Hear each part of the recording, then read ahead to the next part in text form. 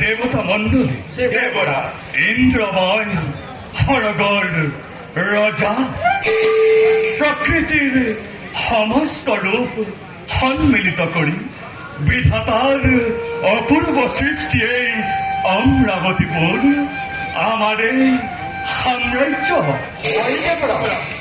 কিন্তু দেবগণ এই অমরাবতীর সৌন্দর্য আৰু নন্দন কাননৰ মনোমোহা দৃশ্য দেখি দুৰ্দান্ত অসুৰ সমাজে ঈৰ্ষা আনলে দগ্ধ হৈ বাৰম্বাৰ অপকাৰ সাধে দেৱতাৰ।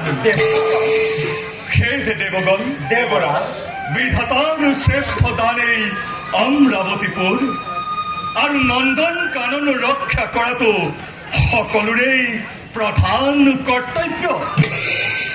দেৱৰাজ দেৱতাৰ বাকভূমিয়ে স্বৰ্গৰ বাবে যিমানেই অসুৰে কৰে হাবিয়াস সিমানেই হৈছে অসুৰ বিনাশ।